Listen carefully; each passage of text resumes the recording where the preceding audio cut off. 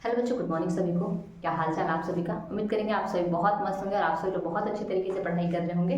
तो आज हम बात करने वाले हैं क्या एक इंपॉर्टेंट अभिक्रिया जो आप सभी के बोर्ड एग्जाम में हर बार पूछे गए हैं, तो इस बार भी आप सभी से पूछने के चांस बन सकते हैं। तो आप सभी लोग जानते हैं केमिस्ट्री में आप सभी के 7 सेट होते हैं और 7 सेटों में आप सभी की जो इंपॉर्टेंट अभिक्रिया आती है टिप्पणी लिखने के लिए। ठीक है, तो टिप्पणी आप सभी लोग कैसे लिखते हैं। कुछ बच्चे ऐसे होते हैं जो क्या करते हैं फाइनली, ठीक है, केवल समीकरण को लिखते हैं यानी कि रिएक्शन को लिख देते हैं, बाकी कुछ नहीं लिखते हैं। बाकी आप सभी को लिखना कैसे है वो टिप्पणी हम आप सभी को बताने वाले हैं। तो आप सभी लोग एक बार बता दीजिएगा क्या आपने ये अभिक्रिया कभी पढ़ी है या फिर नहीं। देखो इसमें हम आप सभी को बताने वाले हैं क्या, ठीक है, हाफमैन ब्रोमाइड अभिक्रिया। तो आप सभी लोग कमेंट बॉक्स में मुझे बताइएगा क्योंकि ये आप सभी के लिए इंपॉर्टेंट है। हाफमैन, ठीक है, हाफमैन ब्रोमाइड अभिक्रिया।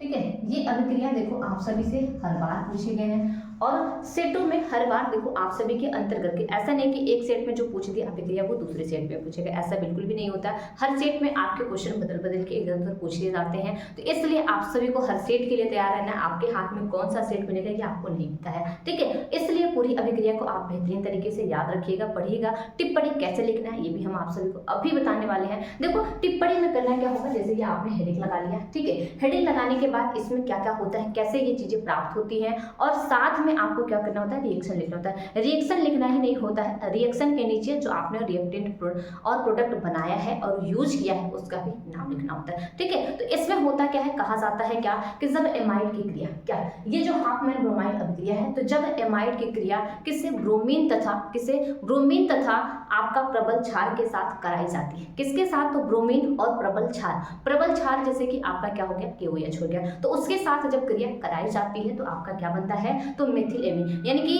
प्राथमिक आपका क्या होता है, तो एमीन बनता है। और इसी अभिक्रिया को हम क्या नाम देते हैं, तो हाफमैन ब्रोमाइड अभिक्रिया। फिर से मेरी बात सुनिए, क्या होता है कि जब एमाइड की क्रिया ब्रोमीन तथा प्रबल क्षार के साथ कराई जाती है, क्या प्रबल क्षार के साथ कराई जाती है तो आपका क्या बनता है, प्राथमिक एमीन बनता है। इसी अभिक्रिया को हम क्या कहते हैं, तो हाफमैन ब्रोमाइड अभिक्रिया कहते हैं। देखो इतना लिखना है, फिर लिखने के बाद आप सभी को समीकरण में लिखना है। तो आज का पहले इतना लिख लेते हैं हम, ठीक है, क्या कि जब एमाइड की क्रिया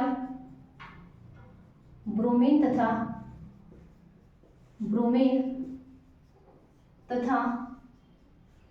प्रबल क्षार के साथ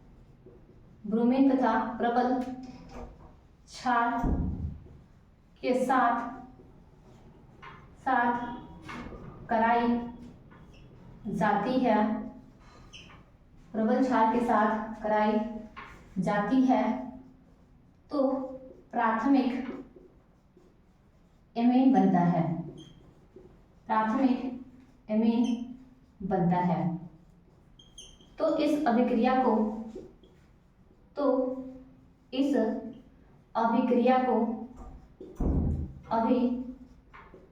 को हाफमैन,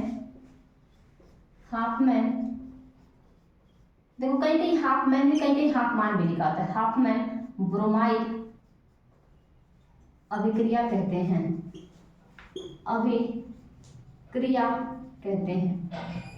अब इसमें देखो आप सभी को एमाइड लेना है, क्या लेना है, तो एमाइड लेना है। तो एमाइड के लिए हम क्या करते हैं, एक एस्टेमाइड लेते हैं। एस्टेमाइड का सूत्र क्या होगा, CH3CONH2 होगा। क्या होगा, तो CH3CONH2 होगा और उसकी क्रिया हम किससे, Br2 से और KOH से कराते हैं, ठीक है। तो आज हम इसको क्या करते हैं, लिखते हैं, ठीक है। क्या है ये, CH3CO और ये NH2 है, ठीक है। इसका नाम क्या होता है, एस्टेमाइड, ठीक है, क्या एसिटेमाइड, ठीक है। और इसकी क्रिया कहा है किससे करानी है, तो ब्रोमीन से। आ जाओ ब्रोमीन को भी लिखते हैं और ये आपका क्या है, ब्रोमीन हो गया। उसके बाद ऐसे में कहा आपसे क्या, प्रबल क्षार यानी कि ये आपका KOH है, ये आपका क्या होता है, तो पोटेशियम हाइड्रोक्साइड होता है। क्या होता है, तो पोटेशियम हाइड्रोक्साइड होता है, ठीक है, पोटेशियम हाइड्रोक्साइड होता है। इसी को हम क्या नाम देते हैं, प्रबल क्षार, क्या चीज, तो प्रबल क्षार देते हैं, ठीक है। जब ये क्रिया होती है तो क्रिया होने के दौरान ठीक है, क्या है, क्रिया होने के दौरान इसमें आप सभी का बनता क्या है, ठीक है, इसमें बनता क्या आप सभी का, तो ये बन जाता है CH3NH2, यानी कि यही आपका क्या है 1 डिग्री एमीन है, क्या है 1 डिग्री एमीन है, या फिर इसी को कहते हैं क्या मेथिल एमीन, ठीक है, क्या मेथिल एमीन।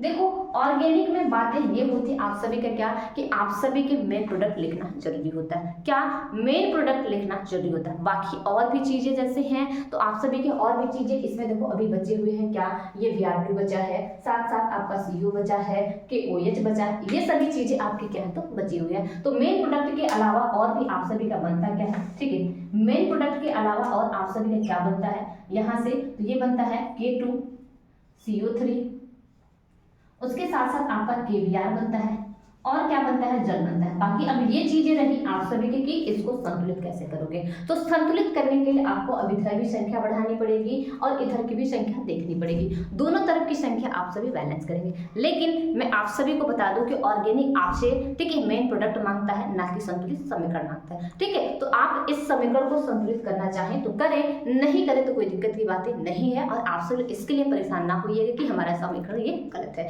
बिल्कुल नहीं गलत है भाई। आप सभी को ये मेन प्रोडक्ट जो है ये आप सभी का ये जो प्रोडक्ट है ये चीजें सही होनी चाहिए, बाकी और कोई दिक्कत की बातें नहीं होती है, ठीक है। तो उम्मीद करेंगे कि आप सभी लोग हाफमैन ब्रोमाइड अभिक्रिया को समझ गए होंगे, है ना।